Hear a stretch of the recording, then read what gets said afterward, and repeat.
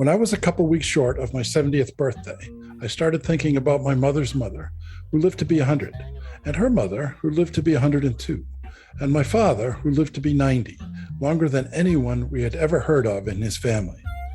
I began to think that maybe our generation could be the first to routinely live to be 100. When I talked about this at family dinner one night, my granddaughter, who was 5, said, "What are you going to do for the next 30 years, Grandpa?" Hello, I'm Dr. Janet Price. And I'm Gregg Kaloust. And we are Oldish. And this is our podcast, Oldish. If you're oldish or know someone who is, please join us every week for conversations amongst ourselves And our special guests about what it means to be oldish in the 21st century. If you ever wonder whether you're getting old, you're oldish. What are you going to do for the next 30 minutes? Hi, I'm Gregg, and I'm oldish. Hi, I'm Janet, and I'm oldish. Welcome to this episode of our podcast, Oldish, Conversations on Aging in the 21st Century. Gregg and I are very excited to have our good friend and published poet, Leslie Ross-Degnan, here with us today. We are going to be looking at another book about a theme of oldishness. So the title being The Ride of Her Life, The True Story of a Woman, Her Horse, and Their Last Chance Journey Across America by Elizabeth Letts. So I'm looking forward, Leslie, to hearing about the book and the author and then being able to have a conversation together. So hi to everybody. Thanks, Janet. Yeah, The Ride of Her Life by Elizabeth Letts. Our story today is, I don't know, I guess it's nonfiction, but it's also a biography about Annie Wilkins.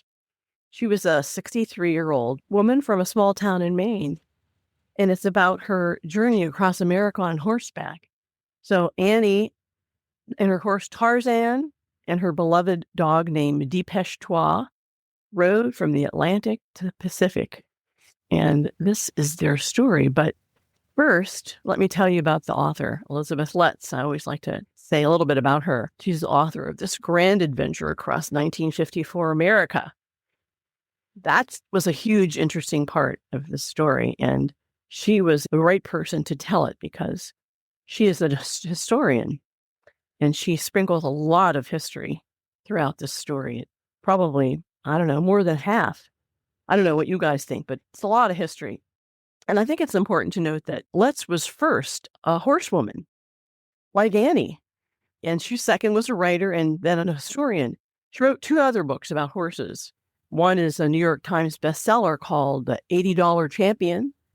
And her second book, called The Perfect Horse, won the Penn Center Literary Award for research in nonfiction. And as I said, we just read how much valuable research she does in her writing, and particularly in this one around 1950s America. And we're reminded of what's happening in America in the 1950s. It was a time of, please join in on this part because we all grew up. I was born in the 50s. We were all born in the 50s. Probably most of our listeners were born in the 50s. It was at the time of Eisenhower. It was also the McCarthy era. And there was the beginning of a lot of civil rights movements during that time in the Brown versus the Board of Education, when the Supreme Court ruled school segregation was unconstitutional. And we saw some of that.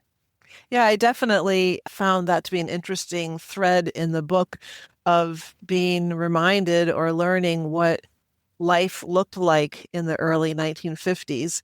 And there's a thread around technology and what it was like for people to start getting TVs. And I thought a lot about what she wrote as far as from that time, people were already thinking that televisions were pulling people away from community and pulling them into their own houses and isolating.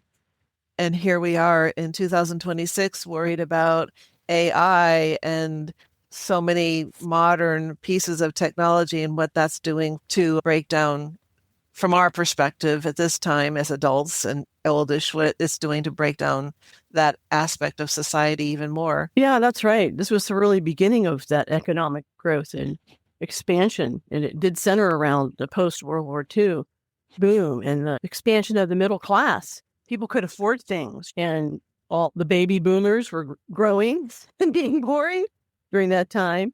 Because it was post-World War II and there was economic growth, there was this consumer culture that was growing for sure, with televisions and cars and household appliances and all those things being available that weren't available in the 40s and the previous decade. So yeah, there was so much going on, particularly the growth of the automobile culture. And that factor's big in this story.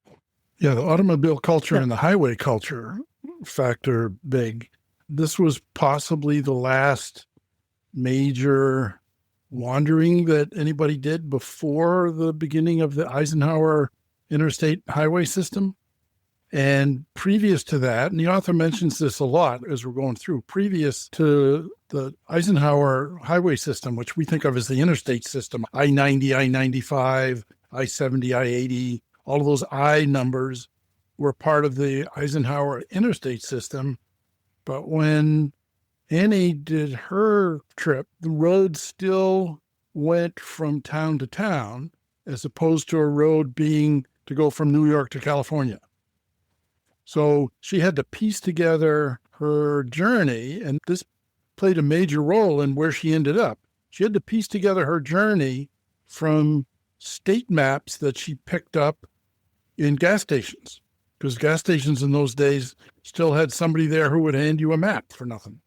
So she didn't have a map of the whole country's highway system because there wasn't one. So she went on the small roads that were there to go from town to town in this general direction that she wanted to head in, without an overview of what's the best way to get there. And in fact, all of the interstate highways have a big sign on them when you get on the on-ramp, no horses. So she would not have been allowed to go the straight lines anyway.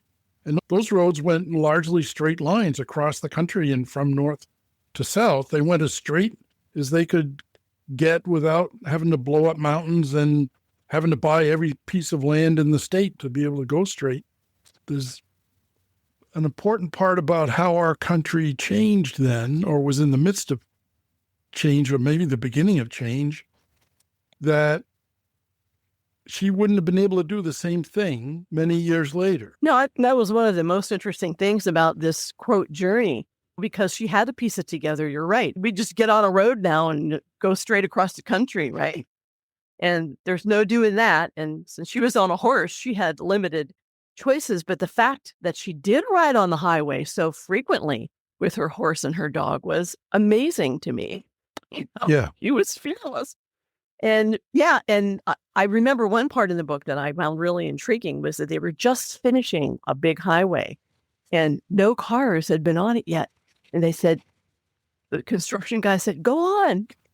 She went on this highway with no cars or anything. It was probably one of the best parts of her journey, or the easiest parts of her journey.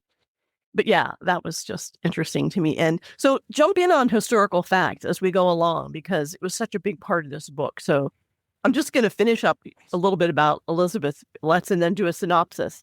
But we've kind of already done a little bit of a synopsis. But anyway, Elizabeth Betts still likes to ride her horse. And this is an interesting fact about her. She loves a good road trip, that she herself has driven coast to coast more than 20 times. So she was a good person to write this book because she knew the journey that Annie took. So for more information, and it might be worth checking out for our listeners about Elizabeth Letts, go to her website, elizabethletts, all lowercase.com, and you'll see photographs of Annie, and you'll also see some of the key places pictured where Annie stopped on her journey. And yeah, it's worth a look. So take a look at that for a little more information about her. Before we go away from her, one of the things that I don't always read the epilogues of the books, because it's like 2 days ago, I hadn't finished the book. So I get racing to finish the book, but I actually read it all. And then there was all this epilogue and footnotes and whatnot. And it appears that one of the things that she did was she got a bunch of old road maps and pretty much retraced Annie's trip. She said she drove 10,000 miles researching the book.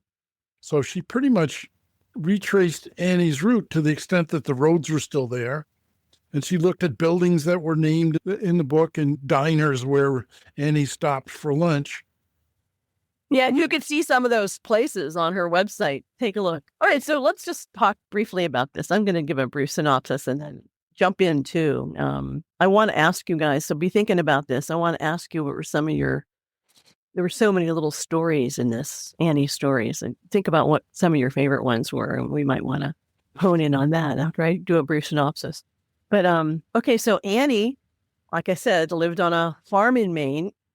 And the farm was failing. She owed back taxes. Her health really wasn't that great. She had problems with bronchitis and upper respiratory issues. So life was looking kind of grim for Annie when her doctor told her that she might only have 2 years to live. And he tells her, well, you need to live restfully. But like, how's she supposed to do that, right? Because she's the only one working the farm since her Uncle Waldo died. And most people her age would be hunkered down, staying close to home for those final years. But not Annie. She decided to do something she always wanted to do. And she decided it was a good time to travel to California to see the Pacific Ocean. The only problem is she didn't have a car. She couldn't afford to buy a car. But maybe, she thought, maybe she could buy a horse. So she does. She buys an old Morgan horse named Tarzan and packs him up for a cross-country journey with her little dog, Depeche Trois. So there she is, her great big Morgan horse and her little dog, and her all dressed up in a million layers of clothes, setting out on a journey. What? It was October. It's almost snowing, right? So off she goes in 1954. And that was a banner year for the automobile and modern highways across America. And in the 50s, most Americans owned a car and a television set. And Annie met lots of people on this cross-country journey. Some of them were even famous. That was one of my favorite parts when she met Andrew Wyeth, and I'll talk about that. Art Linkletter, Groucho Marx. She relied mostly, though, on the kindness of strangers and small-town people for food and shelter and directions because, as Greg said, road maps were relatively new. And they were published by oil companies, and the gas stations gave them out. I remember that. So, picking up a road map at the gas station, paper map. I do too. Yeah. People even took her in sometimes for several days. Like she'd have these rebounds, illnesses with her bronchitis, and she'd be down and out for the count for a couple of days. And people would take her in. So these three travelers, they rode over 4,000 miles through blizzards, across rivers, over mountains, along busy new highways where trucks were whizzing by at high speed, all the way to the Pacific Ocean. But before we carry on to discuss more of this and some of the oldish themes in the book, I wanted to ask you about your favorite Annie stories, something about her journey that stayed with you. Mine was when she was traveling in Kansas City. It seemed like most of her travel was in between cities. In the 50s, cities they were pretty centralized, towns and cities. But she was in a lot of wilderness. But when she came through Kansas City, it was a big shock to her because it was such a big city, bigger than other than New York City that she had to go through. And it was pouring down rain out. You remember this. And she went to a gas station and the guy told her she could stay the night in the gas station. He was like the night attendant. And he said to her, sometimes people rob these gas stations at night.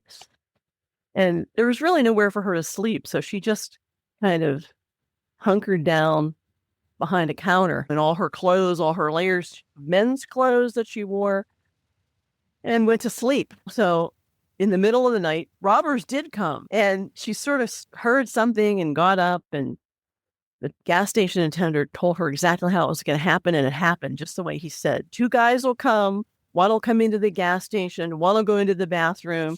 Like one guy will scope it out, and then the bathroom guy will come in, and then they'll rob you. And that's exactly what happened. And when the bathroom guy was coming in, she jumped out. The other guy was coming through the door, and she came out from behind the counter and all of her, and she looked huge because she had all these clothes on. And they thought that she was a big guy with a gun and just took off. They thought she had something in her pocket. She had probably bulges in her pocket or something. I don't know. And the robbers weren't expecting that shock that Annie gave them. Her oversized mini clothes, and off they went. So she was sort of hero and knowing it, right? Well, it's interesting to me, the stories that we find that we end up being able to talk about together on this podcast, because in some ways they sometimes feel larger than life, like this story to me. I know it's true, but it just seems like, and yet through this story, we get to read these highlights about what one person did in her oldishness. And so as far as a story, I had a couple threads that interested me. One was, how did she even find her way? Ultimately, I felt like, it was such a jigsaw puzzle putting together. And you can see in the book where she went, she kind of dipped down into the south. It wasn't a straight line because partly she didn't know what the straight line would be because she didn't have the big picture. But all of it amazes me that she was actually able to survive, to get there. I think that, again, one of the things that seemed to help her was a serendipity in a way that the reporters found out about her, and that grew and grew. And so it got to the point where there were reporters waiting for her to arrive at various towns. I wonder what it would have been like for her if that hadn't been true, because those gave her the opportunity. The mayor would often give her the key to the best hotel for the night. And I know there were a lot of times when she was sleeping in the gas station and things like that. But it's just interesting to me. Yeah, finding places to sleep when you're traveling like that is one of the biggest challenges. And for her, even more so, because she had a horse and a dog as well as a person, and she didn't have a car. And then when she was in Kentucky, she picked up a second horse because people decided that her first horse wasn't going to be able to cut it, carrying all the stuff that she was carrying, including her. And she was pretty funny. She started off in the winter, and this was in the 1950s, and she had no money. So she didn't start off outfitted by L.L. Bean. She started off from Maine with 2 layers of woolen underwear on, and 2 pairs of pants, and 2 flannel shirts, and a jacket, and a scarf, and a hat, and just everything you could think of, and heavy work gloves, and all of that to get out of Maine in, and no knowledge at all of what the rest of the country was like. She really thought that once she got south of Maine, it was warm. Winter didn't matter because she'd make it to the south, and south meant past Portland. So she set off with this total innocence of how the world was. And yeah, I think that's really true. Yeah. And she started calling herself the last saddle tramp. When she got out west, there was a tradition in the West of guys who had nothing but a horse and a blanket, and they would wander around from job to job being cowboys or whatever work they could find to do. And they were saddle tramps. And she called herself the last of the saddle tramps. But did miraculously manage to find her way. One of the ways was when word got out, one of the first people that she met leaving Maine was a reporter or a journalist who got the word out to the 3 television. This is back in the day, so if you're as old as we are, you remember this. But if you're 30 listening to this, you have no idea. There were 3 national broadcasting networks, and that was it. There might be a local television station or 2, but there were 3 national. So the word got out about this woman doing this thing. So many places where she went, she was met by people. As Leslie said, the head of the Chamber of Commerce or the police chief or somebody would come out and meet her in advance, or some farmer or person that owned a horse farm or something would come out and meet her on the road. And fairly often where she decided to go next was a place where she had gotten an invitation from whoever was in the town. So she went to Kansas City because somebody invited her there for a parade. She went to Cheyenne, Wyoming, that's not the right way to go. She went to Cheyenne, Wyoming because she was invited there for the big rodeo. And then once she was there, now what do you do? There's no easy way to get from Cheyenne, Wyoming to California in the wintertime. And she decided that she'd cut over through Idaho and into Oregon, which I wouldn't do that in a car. And that time of year, you can't get there from here. But she met people along the way who kind of saved the day. The people who gave her the second horse really saved the day. But my favorite story of all, which summed her up completely, was one of the greatest wisecrackers of all time was Groucho Marx. And she went on the Groucho Marx show, and he immediately launched into his cigar tapping, eyebrow wiggling nonsense that was his shtick. And she just gave it right back to him.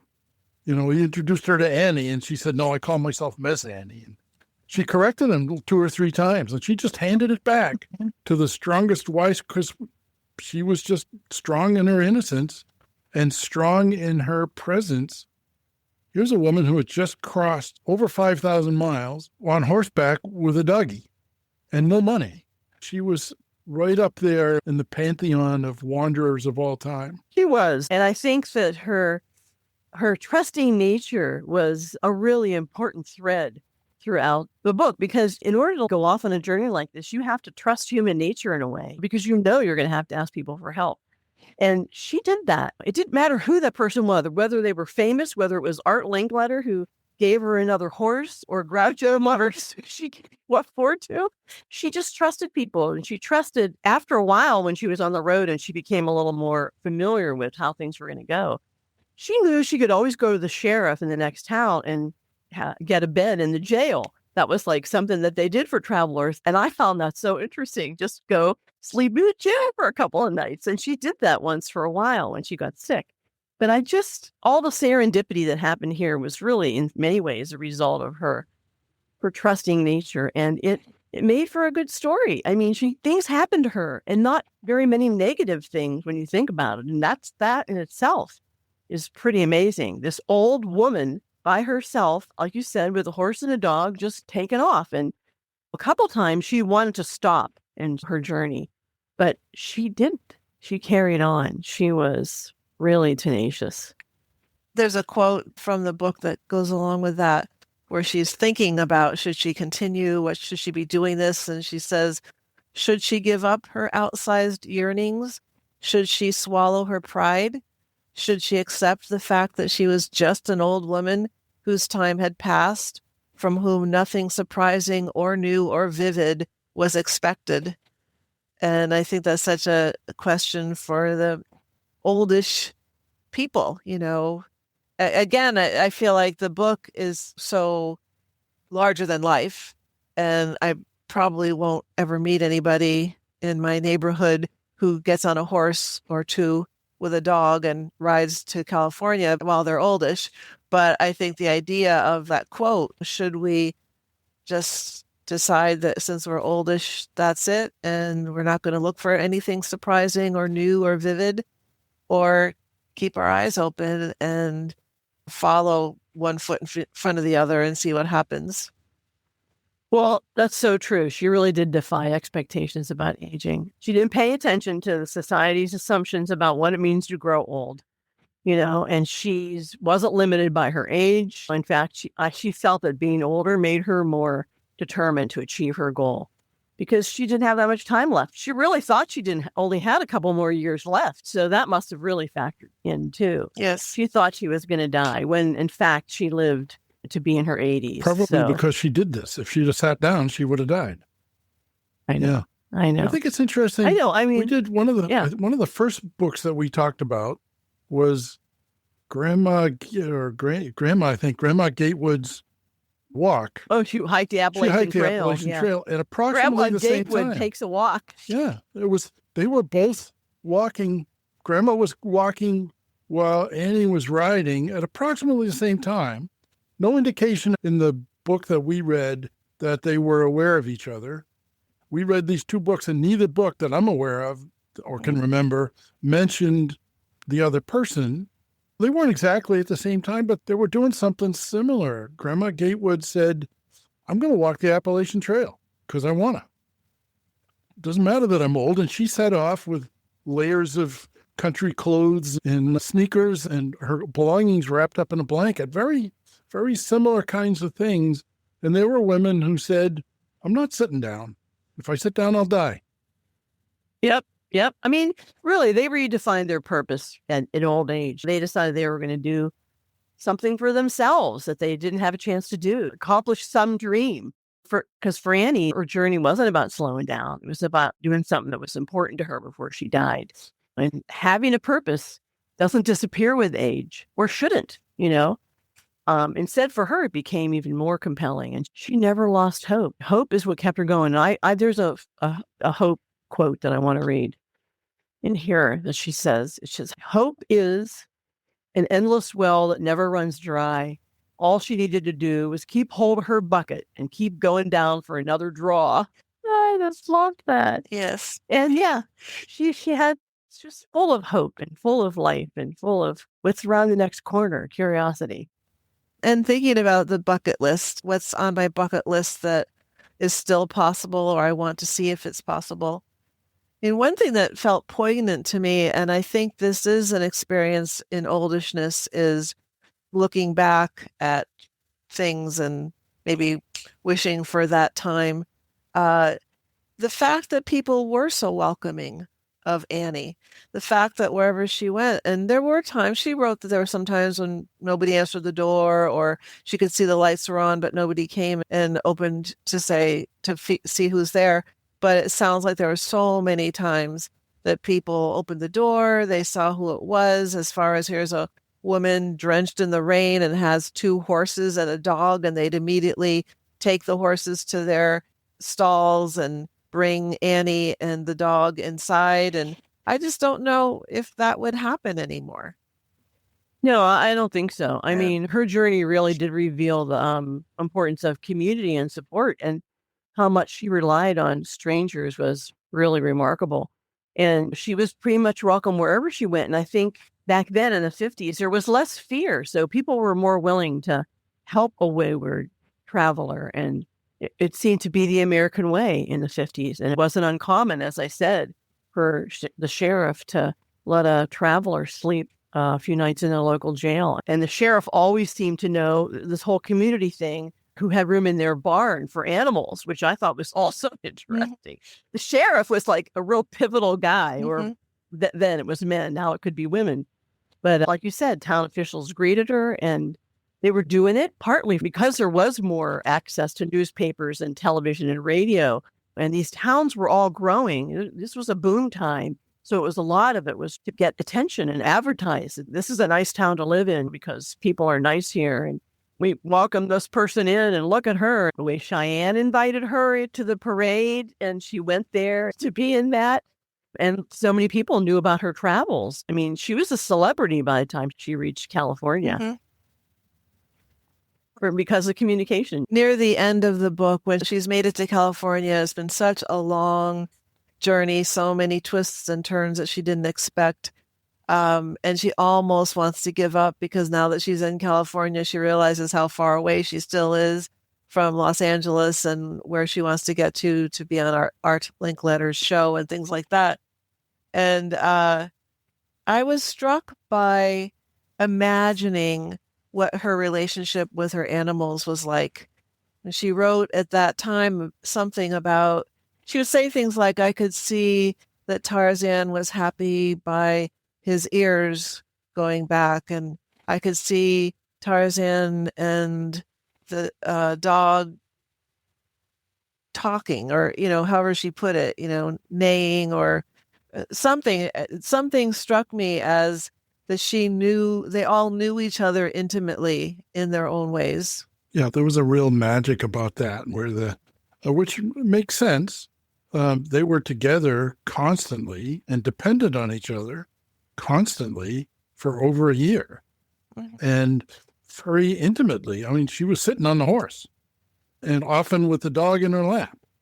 So this is an intimate little group, and they became almost human, and she became one of the, it was like their own herd that they had.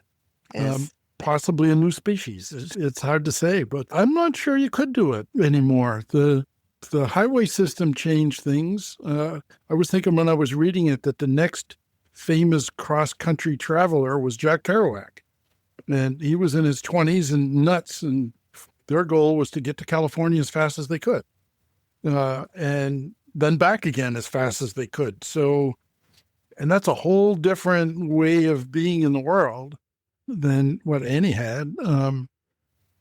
And the next time, there was a woman who walked for peace starting in the 70s, I think. I forget what her name was, but she walked around the country carrying peace signs. And then over the last 4 months, we saw a group of monks from Dallas walked to Washington, D.C., and they got a lot of attention also. And the stories that I saw didn't say where they slept every night, but they probably did a lot of what she did, where somebody met them on the road and said, come and stay here, or you can camp out on our church, or you can stay in our temple, or whatever it is. I'm sure more will come out about their story, but it's that notion of walking, which is what made us human. We were apes and we got down out of the trees, and almost immediately when we got our sea legs under us, so to speak, almost immediately, one of these early humans said, oh, look, there's a mountain over there. Let's go see. And like a few 100,000 years later, people were everywhere. And so that's what makes us human, is the desire to walk over there. And when we found that horses would walk with us, we started doing it with horses. And that's what makes us human to a great extent, that urge, and also that awareness that if you sit still too long, you're going to not get up again, which I think is the urge that creates oldishness instead of old. Yeah. I mean, the ride of her life really presented aging not as decline, but as a period of growth, and for Annie, even transformation. You could think about what everything Annie didn't have, like no money, no children, no home, but she focused on what she did have. She was a courageous person, adventurous. She was full of trust and love and willing to interact with her fellow human beings and her animals, her animal companions. And she trusted that people were going to help her all the way across the country. I think her remarkable journey became a real life example of discovering new purposes in later years of life. She died in 1980. She was 88 years old, 26 years after she was given 2 years to live. So tenacious in every way. And after California and that whole experience, Annie really never settled down again.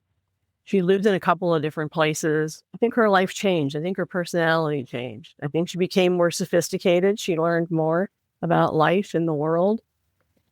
So, wow. I mean, those last few years of her life must have been pretty amazing. Yes. I would love to have heard more about them. She stopped being poor, for one thing. One of the lines was that when she arrived in California and went to see Art Linkletter, she was down to some coins in her pocket. And the television station paid her enough money to live on for several years. Right. From her point of view. Yeah. Yeah. Because she was also very thrifty. That's right. And I'm sure that Groucho Marx, that show, gave her some more money. She didn't set out seeking money or fame. Nope. And she got them both. But they didn't change her so much that she wasn't still Annie.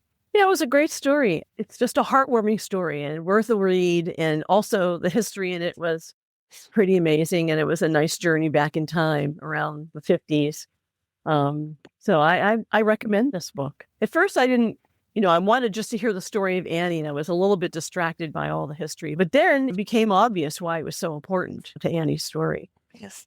Because of her age, and because it seemed then that so much was going on, so many things were advancing, and she could hardly keep up. But it's definitely a heartwarming story. Yes. I give it a thumbs up also. So all of you listening, thumbs up from all of us, and I hope you find the book, read it, and enjoy it as much as we did. Yes, and enjoy the intrepid Annie Wilkins. Yes. So I just wanted to check, but whose turn is it to pick a book? And did you have one you wanted to say on this? Yeah, I do have a suggestion for our next book. It's actually a Swedish novel. It's called When the Cranes Fly South by Lisa Ridzen. Just briefly, it's about Bo is running out of time. Yet time is one of the few things he's got left. Bo is an older man. He's the main character in the story. These days, his quiet existence is broken up only by daily visits from his home care team. Fortunately, he still has his beloved elk hound, 610, to keep him company. Though now his son, whom Bob has had a rocky relationship with, insists on taking the dog away. He doesn't think that Bo is well enough. He thinks he's grown too old to properly take care of his dog. And the threat of losing 610 stirs up a whirlwind of emotion, leading Bo to take stock of his life, his relationship, and the imperfect way he's expressed love over the years. So it sounds like taking stock, sort of, in your life. That sounds like a good choice. Yeah. Yeah, I thought it did. It seemed a little different. I was trying to find something different from what we just read. Yes. It sounds pretty different. Yes, it does. But I mean, who can compare with Annie? I mean, really. Yes. Well, there's no comparison. No. Well, good. Well, thanks, everyone. Yeah, thank you. Thank you both. As usual, you saw stuff in the book that I didn't. And so I got to learn some more, and I learned a lot reading the book. I had no idea. And it was very interesting to see a history of America in the mid-1950s from that perspective. What difference did television and roads make? And the transition from rural poverty as a standard way of life in America to living on the road, so to speak. So I learned a lot from this book, and I learned a lot from visiting with you two about it, as always. So thank you. Thank you, everybody. We'll see you again. Okay. Thanks, Janet. Bye-bye, Janet. Bye, Leslie. Bye, everyone. Goodbye. Bye. That's it for now. Thanks for listening. As you can tell, we really enjoyed this book and going along with Annie on her big oldish adventure. Thanks to my friend Francie for the recommendation. If you have a book you think we should read, let us know at www.oldish.me. We have some interesting guests and books coming up. Stay tuned. You can leave comments or requests for topics or guests on this or other episodes at www.oldish.me. There's a link there, too, if you've wondered how you can help support our podcast. If you like what you heard today, please tell a friend and rate and review our podcast on Apple Podcasts or wherever you listen to podcasts.